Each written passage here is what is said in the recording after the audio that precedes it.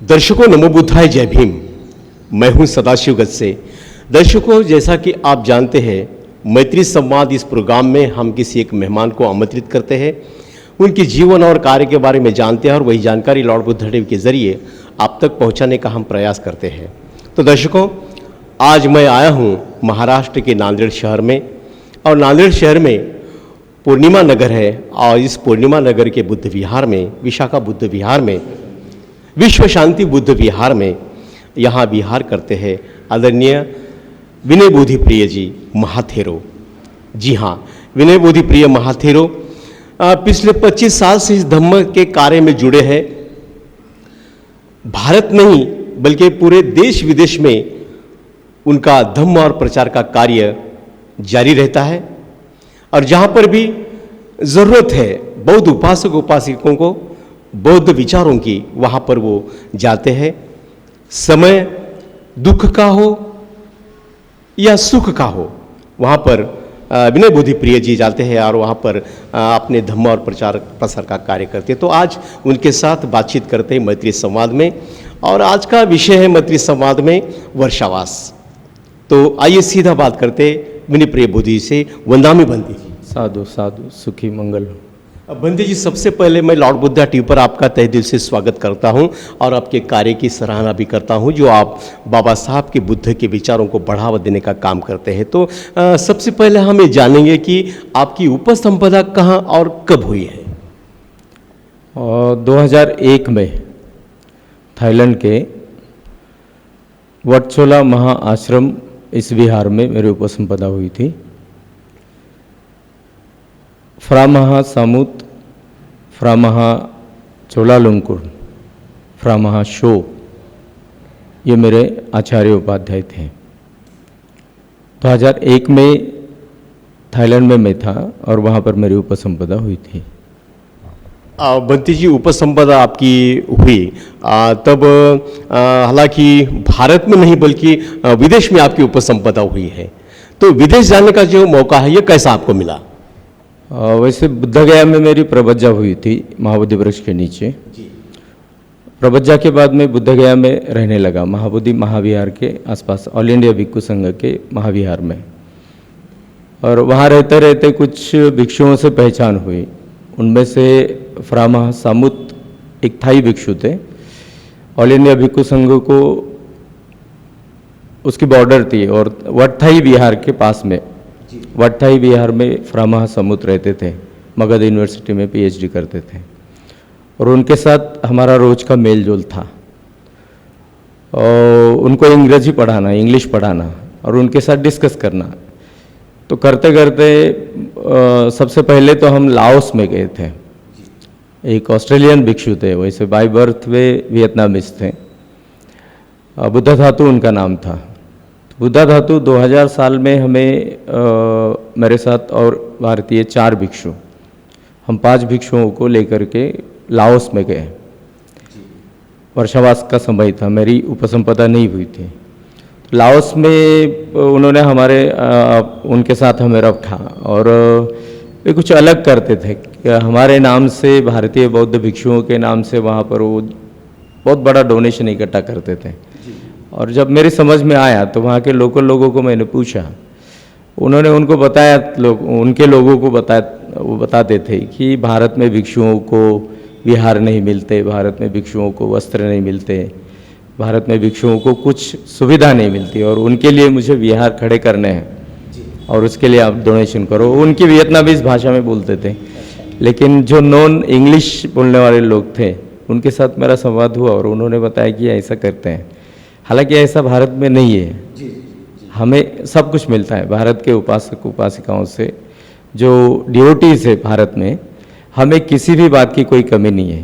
विशाल विहारे उन्होंने निर्माण किए हैं, और जहाँ भी हम जाते हैं तो रहने के लिए हमें कोई दिक्कत नहीं होती है। फिर हमें थोड़ा सा बुरा लगा कि हमारे नाम से वो डोनेशन इकट्ठा करते हैं, हमें एक बात करते हैं। मैंने उनको छोड़ दिया। उनको छोड़ के मैं थाईलैंड वापस आया। हमारा वीसा थाईलैंड से ही था। थाईलैंड में वापस आके वटमहाथाट विहार में मैं रहने लगा, सेक्शन 5 में। वहाँ रहते रहते, अध्ययन करते करते, वो भिक्षुओं में रहते रहते वहाँ के भिक्षुओं से मेरा संवाद हुआ, परिचय हुआ, और उनको मैंने पूछा कि मेरे उपसंपदा करनी है, उन्होंने करा। जी जी जी। भंते जी, आप देश विदेश में बहुत सारा धम्म का प्रचार और प्रसार का कार्य करते हैं, तो ये कार्य करने की प्रेरणा आपको कैसे मिलती है? एक्चुअली प्रवजित होने का उद्देश्य, प्रवजित होने का हेतु ही डॉक्टर बाबा साहब आम्बेडकर जी की प्रेरणा थी। प्रवज्जा ग्रहण करना ये कोई जोक नहीं था, प्रवज्जा ग्रहण करना कोई भटकंती भी नहीं थी। एक उद्देश्य लेकर के डॉक्टर बाबा साहब आम्बेडकर जी के रिलीजियस मूवमेंट में, यानी धम्म चळवळ में, एक श्रीलंकन भिक्षु का स्पीच मैंने सुना था और वो कहने लगा कि तुम लोग बेईमान हो, आम्बेडकरी बुद्धिस्ट, तुम लोग निष्क्रिय हो, तुम लोग निर्लज हो, तुम लोग बेशरम हो, तुम कुछ नहीं करते, खाली बाबा साहब आम्बेडकर की जय बोलते, और बाबा साहब ने जो बोला है वो कार्य नहीं करते हैं। और मेन उद्देश्य तो बाबा साहब आम्बेडकर जी का वो था कि भारत में बौद्ध धर्म का प्रचार और प्रसार करना। तो कौन लोग घर के बाहर आते हैं? मैं उस समय यंग था, उम्र की 27 साल। तो वे कहने लगे कि पढ़े लिखे हो, बाबा साहब ने ये सब कुछ दिया नहीं तो नंगे पुंगे घूमते थे, खाने पीने को बर्तन नहीं थे, घर में दीवारें नहीं थी, और सब कुछ मिला, पढ़ लिख करके नौकरी की, अय्याशी करने लगे। तो मन में थोड़ा सा दुख हुआ कि ये समुद्र पार होके यहाँ पर आके हमें, हमारे छाती पर पैर रख के हमें कहते हैं कि बाबा साहब के लिए तुमने कुछ नहीं किया, तुम लोग निर्लज हो। तो ईर्ष्या उत्पन्न हुई। तो उन्होंने अपने स्पीच में अंत में यह कह दिया कि जिनको अगर बौद्ध धर्म का प्रचार और प्रसार करना है, बाबा साहब का काम करना है, तो वे लोग हमारे पास आ सकते हैं, हम उनको ट्रेनिंग देंगे। ट्रेनिंग के पश्चात अगर उनको वो चाहते हैं तो जीवित पर्यंत भिक्षु बन के रहें या फिर एक सज्जन गृहस्थ बन के बाबा साहब का काम करें। फिर मैं उनके पास गया और मेरी प्रवचन हो गई। तो देश विदेश में जब हम जाते हैं या विदेशी लोग यहाँ पर हमें मिलते हैं, सबसे पहले हम उनको बाबा साहब दिखाते हैं, बाबा साहब के बारे में कहते हैं। तो इधर लगभग 10-15 साल के पहले विदेश में ज़्यादातर लोग बाबा साहब को बोधिसत्व मानने के लिए तैयार नहीं थे।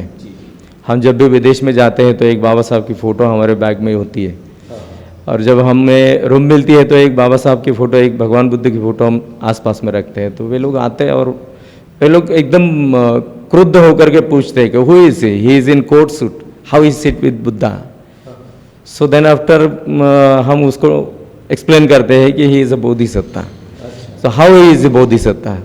तो बाबा साहब का पूरा जीवन कार्य उनके सामने रखते हैं। ऐसे कई प्रसंग है कि वे लोग सुन करके बाबा साहब की जो है फ़ैन हो गए। बाबा साहब को फॉलो करना उनके लिए बहुत अभिमान लगता है।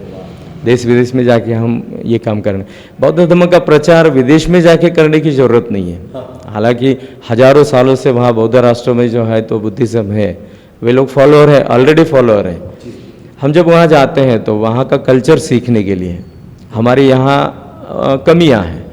हमें भारत में ट्रेनिंग नहीं मिलती है। एक ट्रेनिंग सेंटर भारत में पहला शुरू हुआ है औरंगाबाद में, लोकोत्तरा ट्रस्ट के अंतर्गत।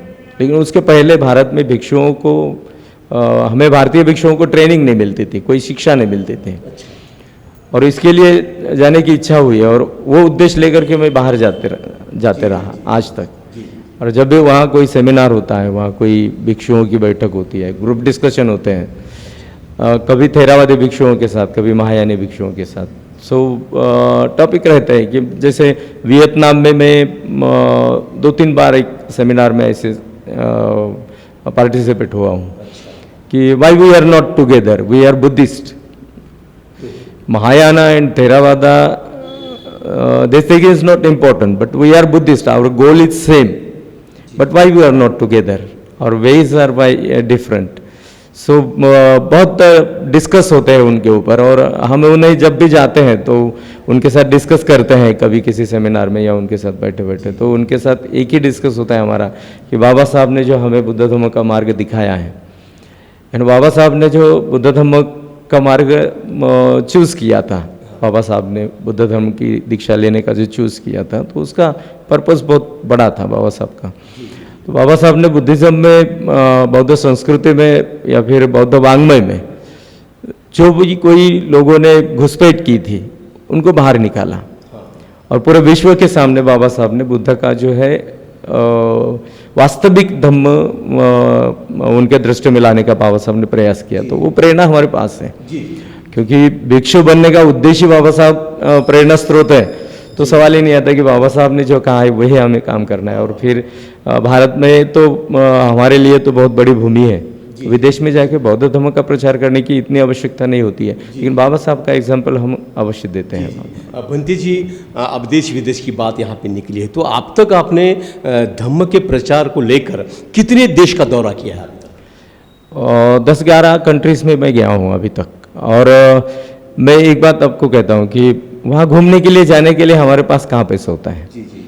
यानी वहाँ कभी कोई इनवाइट करते हैं या फिर कभी खुद होकर के जाते हैं, हमारे भारतीय दायक जो होते हैं वे सपोर्ट करते हैं। वहाँ कभी महीना, 2 महीने, 4 महीने रहने का अवसर मिला, तो उन लोगों के बीच में रह के वो सीखने के लिए जाते हैं और कुछ नहीं। बंटी जी, अभी क्या है कि पूरे भारत में वर्षावास को प्रारंभ हुआ है और हर कोई बौद्ध भिक्खु अभी वर्षा के कारण विहार में उनका विहार होता है। तो आप वर्षावास का जो बौद्ध धर्म में क्या महत्व है, इस बारे में थोड़ी जानकारी दीजिए। वर्षावास इस शब्द से ही उस शब्द की व्याख्या, यानी इस कल्चर की व्याख्या हमें मिलती है। वर्षा ऋतु में किया हुआ निवास, जिसे वर्षावास कहते हैं। उस समय भगवान ने सर्वप्रथम सम्यक संबुद्धि का ज्ञान प्राप्त किया और सर्वप्रथम वाराणसी के पास ऋषिपतन मृगदाय वन में पंचवर्गीय भिक्षुओं को भगवान ने उपदेश किया। आषाढ़ पूर्णिमा में भगवान वहाँ पर पहुँचे थे और वहाँ से वे पंचवर्गीय भिक्षु और उसके पश्चात कुछ लोग आए और भगवान से जुड़े, वे प्रवज्जित हुए, भिक्षु बने। आषाढ़ी पूर्णिमा से अश्विन पूर्णिमा तक उनकी संख्या 60 हुई और वे 60 भिक्षुओं को इकट्ठा करके भगवान ने उस समय भिक्षु संघ की स्थापना की। संघ गुणों का वर्णन किया, यानी जो त्रिरत्न हम कहते हैं उनमें से तीसरे रत्न का वर्णन भगवान ने अश्विन पूर्णिमा में ऋषिपतन मृगदाय वन में सारनाथ में किया था। और उसी समय भगवान ने भिक्षुओं को एक आदेश दिया था। भिक्षुओं को भगवान ने अनुमति दी थी कि भिक्षुओं को अनुमति देता हूँ कि दिशा दिशाओं में जा करके चारिका करके जो ज्ञान तुम्हें, हालांकि वे 60 भिक्षु अरहत प्राप्त हुए थे, अरहत पद को प्राप्त हुए थे, तो जो ज्ञान तुम्हें प्राप्त हुआ है, जो अनुभूति तुमने की है, वे लोगों को आप इस धम्म का मार्गदर्शन करें। अपने खुद की चर्या विशुद्ध रख करके जो स्वयं जो प्रकाश पाया है, जो जीवन मार्ग जीने का, उस प्रकाश को प्रकाशित करते करते अगले समय में आषाढ़ पूर्णिमा तक आप मगध नरेश राजा बिंबिसार के राजधानी में, मगध प्रांत की राजधानी में राजगृह में इकट्ठा हुए और भगवान ने आदेश दिया, भगवान ने उनको अनुमति दी, सारे भिक्षु वहाँ से निकल गए। भगवान वहाँ से कार्तिक पूर्णिमा को निकले और महाबोधि वृक्ष को अभिवादन करने भगवान आए।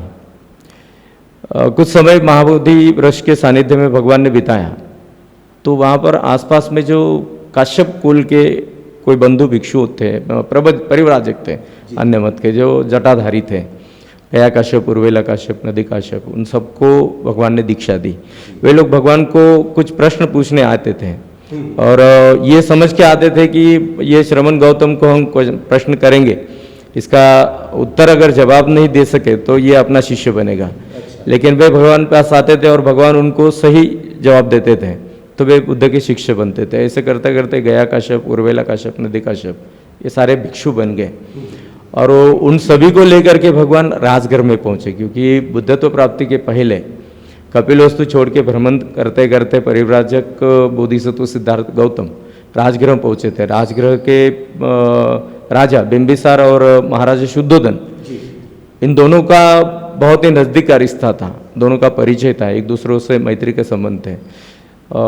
जब बिंबिसार राजा को पता चला कि कपिलवस्तु का राजकुमार अपने राजधानी में आया है, तो बिंबिसार स्वयं होकर के सिद्धार्थ को मिलने गए और सिद्धार्थ को ये कहने लगे कि अगर कुछ परिवार में विवाद हुआ हो, कोई गणराज्य में विवाद हुआ हो और उसके कारण तुमने प्रवज्जा ली हो, देश त्याग किया हो, तो वो छोड़ दो, मैं तुम्हें मेरा आधा राज्य देता हूँ और तुम यहाँ पर फिर एक बार गृहस्थी बन के रहो, राज्य करो, शासन करो, तुम क्षत्रिय हो। सिद्धार्थ ने कहा कि महाराजा इसके बाद आप मुझे इस प्रकार का आह्वान ना करें, क्योंकि मैं अभी पीछे जाने वाला नहीं हूँ, मुझे तो ज्ञान प्राप्त करना है। तो बिंबिसार ने समझ लिया और बिंबिसार को लगा कि सिद्धार्थ अभी पीछे हटने वाला नहीं। तो सिद्धार्थ को बिंबिसार ने एक रिक्वेस्ट की, एक याचना की कि जब कभी तुम्हें ज्ञान प्राप्त होगा तो हमारे प्रांत में, हमारे देश में, हमारे राजधानी में आकर के हमें उपदेश करें। तो इसका स्मरण था भगवान को। महाबोधि वृक्ष को अभिवादन करके कुछ समय वहाँ पर बिताया। गया कश्यप, नदी कश्यप, उर्वेला कश्यप प्रवज्जित हुए और उनको साथ लेकर के भगवान राजगृह में पहुँचे। भगवान जब राजगृह में पहुँचे तो वो आषाढ़ी पूर्णिमा का दिन था। अलग अलग दिशाओं से वे 60 भिक्षु भी राजगृह में पहुँचे, भगवान से मिले। राजा बिंबिसार जाके भगवान से मिले तो उन्हें बहुत ही प्रसन्नता महसूस हुई, उन्हें बहुत ही आनंद हुआ। बिंबिसार राजा भगवान को वहाँ याचना करने लगे कि भगवान आप ज्ञान प्राप्त किए, मैं तो धन्य हुआ, मेरा पूरा साम्राज्य धन्य हुआ, मेरे गणराज्य में जो प्रजा है वे सब धन्य हुए कि आपके चरण स्पर्श हमारी भूमि में हुए। तो भगवान हम याचना करते हैं कि आप कुछ समय हमारे इस राजधानी में बिताएं। विशाल भिक्षु संघ के साथ मैं भगवान के अन्न वस्त्र निवारे की व्यवस्था करता हूँ, मैं उसका रिस्पॉन्सिबल हूँ और सभी के आरोग्य की मैं देखभाल करूँगा। तो भगवान ने उसको स्वीकार किया। तो फिर विशाल भिक्षु संघ के साथ भगवान रहेंगे कहाँ? तो बुद्ध प्रमुख भिक्षु संघ को बिंबिसार राजा ने उसका एक बगीचा था 100 एकड़ जमीन में, जो वेणुवन नाम से उस समय जाना जाता था, और राजगृह में, आज के बिहार में।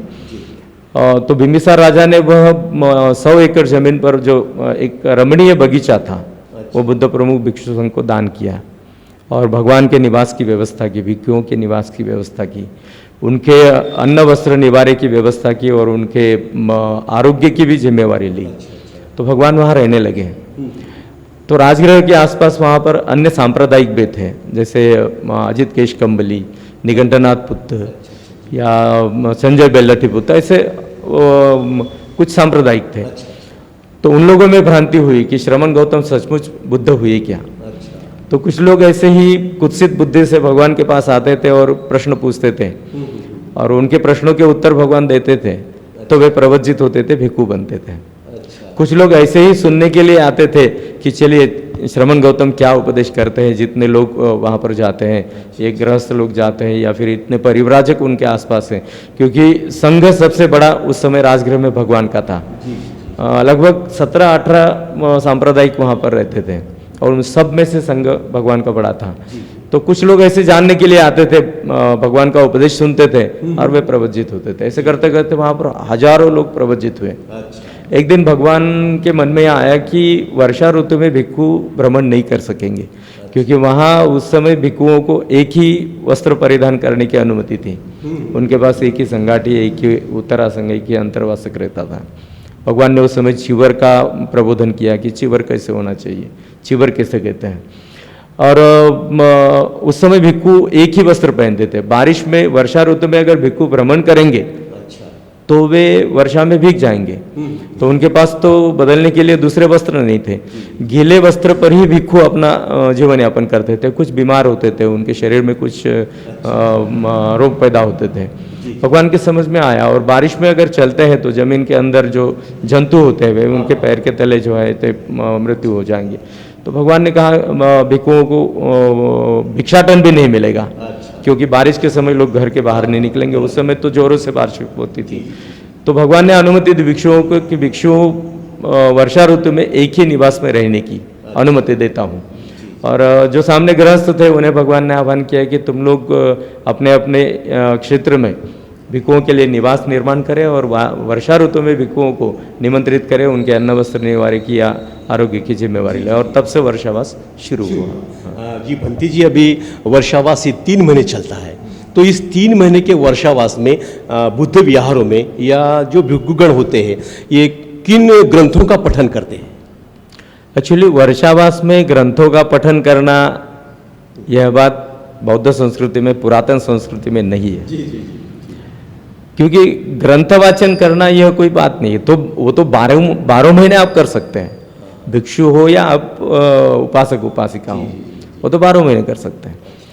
वर्षावास का जो आयोजन था, जो नियोजन था भगवान की दृष्टि में, अच्छा। कि वर्षा ऋतु में भिक्खु जब 3 महीने या 4 महीने एक निवास में निवास करेंगे तो अपने धर्म और विनय को विकसित करेंगे। अच्छा। और जो उनकी देखभाल करने वाले आने वाले दायक दायिका होंगे तो उनको जो उन्होंने अनुभव किया धर्म और विनय का, उस पर वो उपदेश करेंगे। जी। तो 3 महीने या 4 महीने तक अब दायक दायिकाओं को, उपासक उपासिकाओं को भिक्षुओं से धर्म का ये लाभ होता है। और फिर भिक्षुओं को ग्रंथ पठन करने की जरूरत नहीं है, वो तो खुद स्वयं अध्ययन या अध्यात्म का अपना विकास करते हैं। जी, बराबर। और फिर जो भी उनको अनुभव हुआ, जो भी उनको ज्ञान मिला उसमें से, धम्म से, तो वो उपासकों को बताते हैं। अभी हम धर्मांतरित बौद्धों ने ये ग्रंथ पठन की वो नई परंपरा शुरू की। एक्चुअली जिसे परंपरा कहते हैं उसको कोई उद्देश्य नहीं होता है, उसकी उत्पत्ति का कोई अर्थ नहीं होता है। जी, जी। कोई भी, जैसे हम देखते हैं कि हिंदू धर्म में कोई अगर किसी पेड़ के नीचे एक पत्थर रख करके उसको जो है गुलाल या फिर कुछ लगा के रखते हैं तो आने जाने वाले उसे भगवान कहते हैं, हाथ जोड़ते हैं तो वो भगवान हो गए। जी, जी, जी। तो उसी प्रकार दीक्षित धर्मांतरित बौद्धों ने ये, किसी ने तो भी शुरू किया कि वर्षावास में कोई ग्रंथ वाचन करे तो वो ग्रंथ वाचन करते हैं, समाप्ति करते हैं, ये कोई बात नहीं है। आजकल तो यही बुद्ध है उनका धम्म, या भारतीय संविधान भी अभी अभी इस वर्षावास में पढ़ाया जा रहा है। तो ये क्या है? नहीं, कहने का तात्पर्य यह है कि ये ग्रंथ जो है 12 महीने आप पढ़िए ना। अच्छा।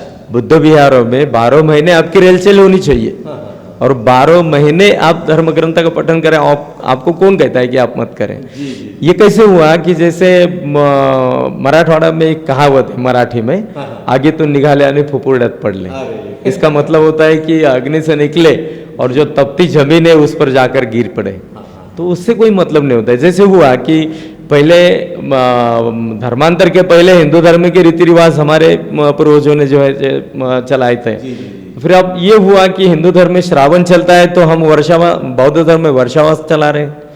यानी हिंदू धर्म के लोग श्रावण महीना का पालन करते हैं, 1 महीना तक वो मांसाहार नहीं करते या फिर मद्यपान नहीं करते।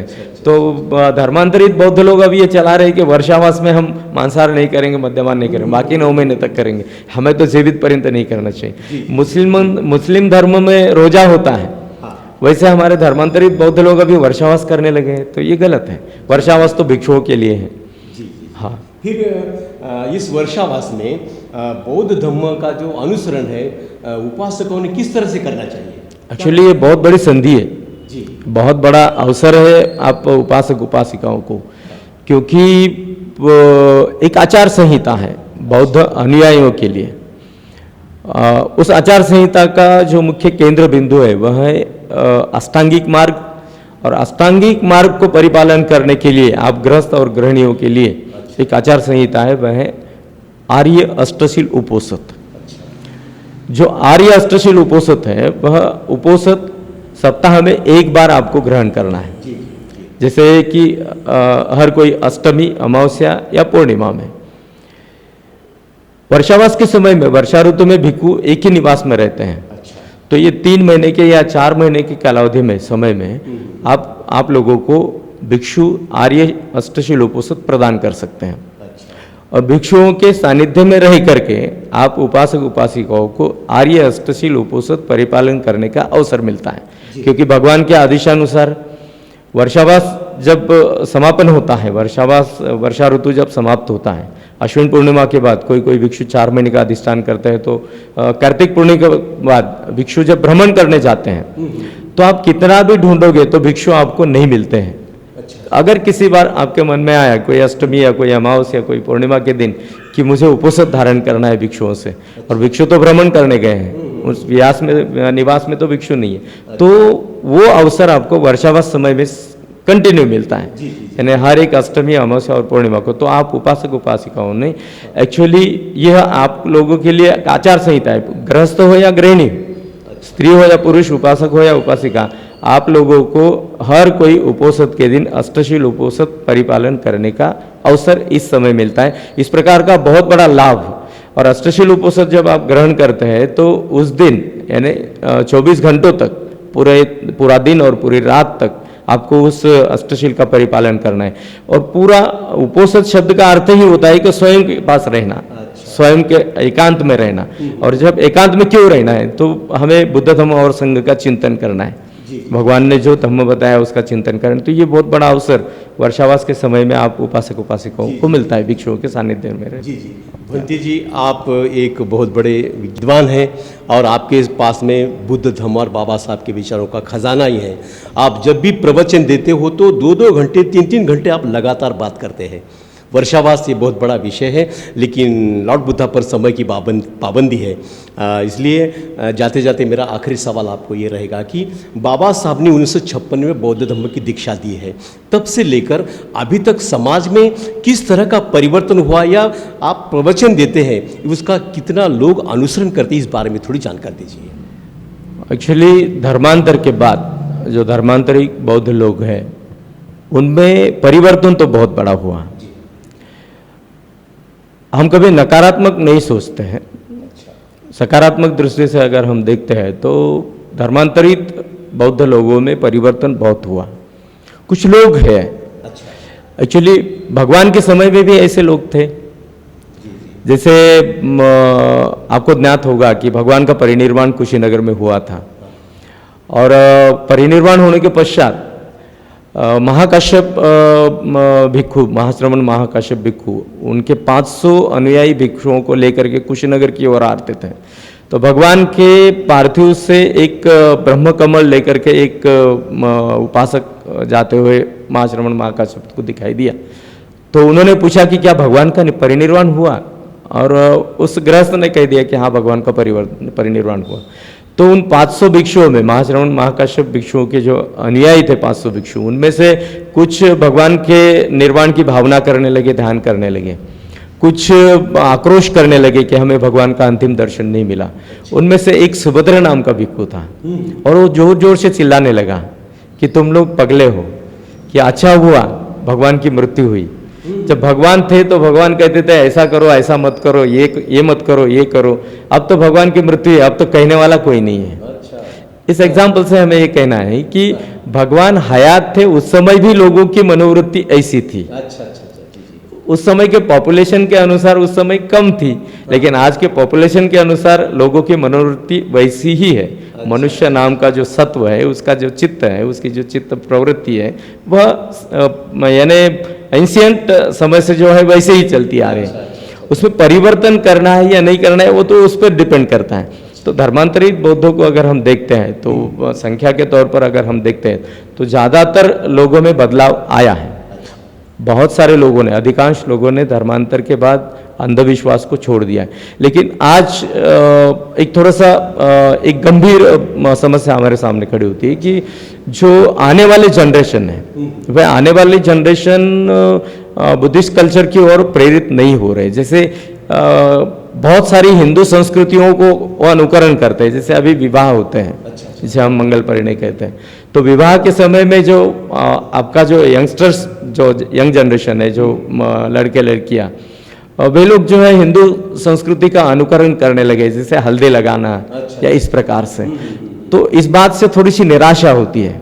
एक्चुअली ये वास्तविक है कि बौद्धों ने, बाबा साहब ने धर्मांतर के समय में कहा भी था कि अतः मेरा नया जन्म होता है और इसके पश्चात मैं मेरे पूर्वजों को अमानुष छेड़छाड़ करने वाले या फिर उनको जो है तकलीफ देने वाले लोग, हिंदू संस्कृति का मैं रूढ़ी परंपराओं का त्याग करता हूँ, बौद्ध धर्म का स्वीकार करता हूँ। तो बुद्धिज्म में ये जो बातें नहीं आती है वे बातें अब नए तौर से यंग जनरेशन के लोग ला रहे हैं। उनके जो दोस्त लोग हैं, उनके जो फ्रेंड सर्कल है हिंदू धर्म से या किसी और धर्म से, तो वे लोगों का अनुकरण करने का ज़्यादातर अभी दृश्य हमें धर्मांतरित बौद्ध में दिखा दे रहे। तो ये बात हमें बहुत सारी चिंताजनक लगती है। लेकिन बाबा साहब अम्बेडकर जी को जिस प्रकार से अभिप्रेत था बौद्ध धर्म का प्रचार और प्रसार भारतवर्ष में होना, वो तो होने लगा है और हो भी रहा है। भिक्षु संघ उसके लिए बहुत ही कड़ी मेहनत लेता है। और दूसरी बात यह है कि बाबा साहब के धर्मांतर के पश्चात आज तक जितना समय हुआ है, कोई बहुत बड़ा समय नहीं है। एक्चुअली मेरा एक पर्सनल मत है, मेरा खुद का ऐसा मत होता है। जब मैं चिंतन करता हूँ तो मुझे समझ में आता है कि बाबा साहब के पश्चात आज का जनरेशन चौथा जनरेशन है। तो बाबा साहब के धर्मांतर के समय में जो पीढ़ी थी, जो जनरेशन था, उन लोगों ने कट्टरता से यानी 100% धर्मांतर के बाद हिंदू धर्म को त्याग दिया था। और वो सिलसिला उनका जो है चलता रहा 10-20 साल तक, यानी 20-25 साल तक। उसके बाद उन लोगों के जो पढ़े लिखे बच्चे थे वे बाहर जाने लगे, अन्य समाज के लोगों में जाने लगे। जो जनरेशन, सेकंड जनरेशन आया धर्मांतर के बाद, तो उनमें से कुछ लोग फुटीरवादी निकले जो हिंदू संस्कृति का अनुसरण करने लगे। माता पिताओं की डेथ हो गई और वे स्वतंत्र हो गए। तो दूसरे जनरेशन में, धर्मांतर के पश्चात दूसरे जनरेशन में थोड़ा सा हिंदू धर्म फिर एक बार एंटर करने लगा। और वो करते करते उनकी जो आने वाली पीढ़ी थी, उन्होंने जो पैदा किए बच्चे थे, उनकर उसका अवसर हुआ। और जब तीसरा जनरेशन आया तो तीसरे जनरेशन पर लगभग 50% लोग बदल गए। और आज जो चौथा जनरेशन है, इनमें तो अधिकांश लोग जो यंगस्टर्स है, अधिकांश यंगस्टर्स जो है वो अन्य धर्मों के संस्कृति का अनुसरण करते हैं। लेकिन बौद्ध धर्म का प्रचार बाबा साहब को जो अपेक्षित था भारतवर्ष में हो चुका है और होने जा रहा है और हो जाएगा, उसको समय लगेगा। लेकिन ये तो विश्वास है और ये ज़रूर है कि भारत में बौद्ध धर्म पहले भी था, बाबा भगवान के समय में था, भगवान के परिनिर्वाण के पश्चात था, आज भी है। और जब तक यह भूमि अस्तित्व में रहेगी तब तक बौद्ध धर्म यहाँ पर अस्तित्व में रहेगा। तो दर्शकों, ये थे विनय बोधिप्रिय जी महाथेरो, जो महाराष्ट्र के नांदेड़ शहर से आते हैं। अभी तक लॉर्ड बुद्धा टीवी पर मैत्री संवाद इस प्रोग्राम में वर्षावास का क्या महत्व है, तो वर्षावास का महत्व अभी तक उन्होंने आपको बताया है। आने वाले दिनों में विनय बोधिप्रिय जी के माध्यम से ऐसा ही समाज का, बाबा साहब के विचारों का, बुद्ध के विचारों का कार्य आगे ही बढ़ते रहे और ये कारवा आगे आगे चलते रहे और उनके जो विचार है समाज में रुझ रहे हैं। अभी तक उन्होंने जो बात की है कि युवा वर्ग जो है, इनको जो अलग अलग विचार के लोग जो आगे आ रहे हैं, यानी कि अन्य संस्कृति का अवलंबन कर रहे हैं, इनको रोक लगनी चाहिए। और इसको रोक लगाने के लिए बौद्ध भिक्षु हो, उपासक हो, इनका भी कर्तव्य होता है। ऐसी बात यहाँ पर उन्होंने रखी है। तो आने वाले दिनों में विनय बोधिप्रिय जी के माध्यम से ऐसा ही समाज का कार्य हो, उनके प्रति मंगल कामना जताते हुए और समय को देखते हुए मैं मेरी बातों को यहाँ पर विराम देता हूँ। फिर मिलते हैं मैत्री संवाद इस प्रोग्राम में किसी नए व्यक्ति के साथ। तब तक के लिए नमो बुद्धाय, जय भीम।